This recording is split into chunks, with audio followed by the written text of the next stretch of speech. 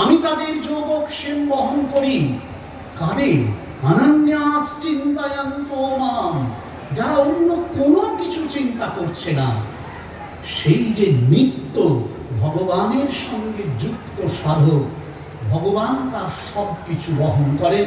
ভগবান নিজ মুখে বলছেন যে তিনি তার সব কিছু যোগক্ষেমা, অপ্রাপ্ত বস্তুর প্রাপ্তি এবং প্রাপ্ত বস্তুর সংরক্ষণ সবটি ভগবান বহন করেন। এই শরণাগতির সাধনা মানুষকে এই জীবনেই কিন্তু ওই মুক্তির পথ দিয়ে দেয়।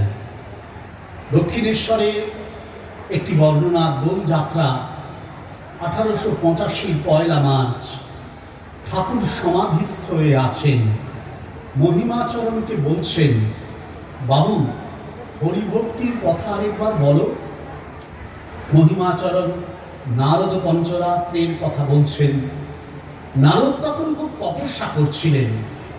সে সময় দৈববাণী হল, কথামৃতে লিপিবদ্ধ হয়েছে সেই বিখ্যাত শ্লোক, আরাধিত যদি হরিস্তপসা ততঃ কিম, নারাধিত যদি হরিস্তপসা ততঃ কিম, অন্তর্বহিঃ যদি হরিস্তপসা ততঃ কিম, নান্তর্বহিঃ যদি হরিস্তপসা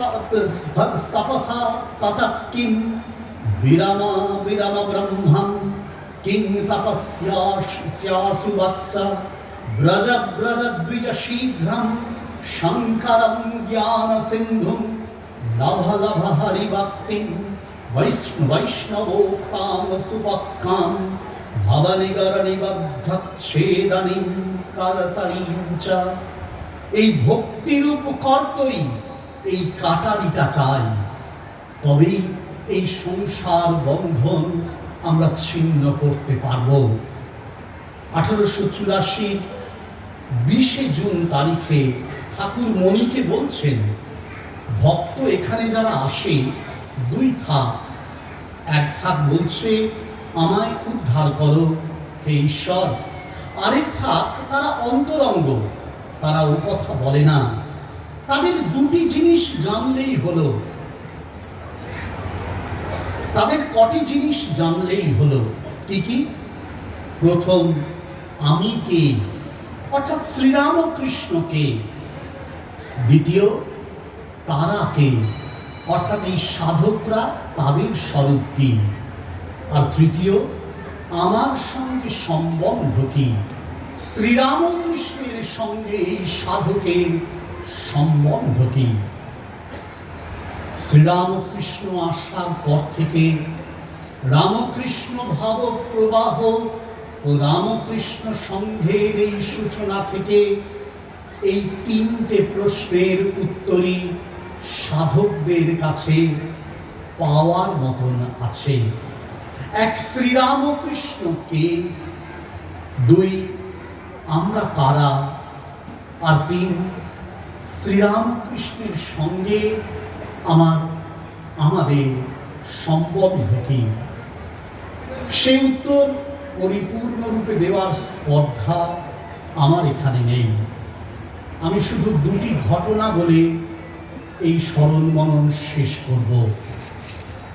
একটি ঘটনা বিগত শতাব্দীর 8 দশকের প্রথম দিকে বেলুড় মঠে, তখন রামকৃষ্ণ সংঘের সংঘাধ্যক্ষ পরম পূজ্যপাদ শ্রীমৎ স্বামী বীরেশ্বরানন্দজি মহারাজ, তার কাছে দীক্ষা গ্রহণ করতো অনেকেই মঠে এসে। আপনারা জানেন দীক্ষা হতো, এখনো যেমন হয়। তা এরকম একদিন দীক্ষা হয়েছে, অনেকেই দীক্ষা নিয়েছে। একটি যুবক সেদিন তার কাছে আশ্রয় লাভ করেছে। সেই যুবকটি বিকেলবেলা মহারাজের সঙ্গে দর্শন অনেকেই করতে আসতেন, সেও এসেছে। মহারাজের সঙ্গে তার একান্ত কথা হচ্ছে, মহারাজের সঙ্গে তার একটু পরিচয়ও ছিল। তাই সূত্রে মহারাজকে সে জিজ্ঞাসা করেছে, অল্প বয়স, অতটা বুঝতে পারতো না হয়তো সব কিছু, তাই জিজ্ঞাসা করে ফেলেছে, মহারাজ এই যে মন্ত্র দিলেন, এই মন্ত্র তো জপ করতে বললেন, তা করে কি হবে? তা মহারাজ বলছেন, কেন? ভগবান লাভ হবে। তখন হচ্ছে ভগবান লাভ হবে, ভগবান লাভ হবে মানে? মহারাজ উত্তর দিচ্ছেন, শুনতে পাচ্ছি, মহারাজ উত্তর দিচ্ছেন, আরে আরে ঠাকুরকে দেখতে পাবি, ঠাকুরকে দেখতে পাবি। সে যুবকটি তখনও প্রশ্ন করছে, অজ্ঞতাপ্রসূত প্রশ্ন, সত্যি সত্যি ঠাকুরকে দেখা যাবে? মহারাজ গম্ভীর হয়ে গেলেন, দেখলাম। তারপর খুব ধীরে ধীরে স্পষ্টভাবে বলছেন, হ্যাঁ পাবি, আমিও পেয়েছি, সবাই পাবি, তোরা পাবি, বিশ্বাস কর আর চেষ্টা কর। রামকৃষ্ণ সংঘের 10ম অধ্যক্ষের এই উক্তি আজও বোধহয় এ সংঘে সবার কানে ধ্বনিত প্রতিধ্বনিত হয়। দ্বিতীয় ঘটনা সেই বেলুড় মঠেই, অনেক পরের ঘটনা। পরম পূজ্যপাদ স্বামী মুমুক্ষানন্দজি মহারাজ, আপনারা অনেকেই তাকে দেখেছেন, রামকৃষ্ণ সংঘের অত্যন্ত মান্য প্রবীণ এক সাধক, এক সিদ্ধ পুরুষ তিনি। তখন তিনি আরোগ্য ভবনে আছেন। আমরা ছোটবেলা থেকে মহারাজের কাছে যেতাম। মহারাজের শরীর খুব খারাপ, আমি তখন বিদ্যামন্দির কলেজে আছি। কখনো কখনো যাওয়ার সুযোগ হতো, সবসময় যেতে পারতাম না। তা যাই হোক, শুনেছি যে মহারাজের খুব শরীর অসুস্থ হয়ে গিয়েছিল, খুব কষ্ট পাচ্ছিলেন কয়েকদিন। তাই ইচ্ছা ছিল একদিন যাব। সন্ধেবেলা একদিন বেলুড় মঠে প্রণাম করতে গিয়েছি। তখন সন্ধ্যা আরতি হয়ে গেছে, লোকজন চলে গেছে, 8:30 বাজে।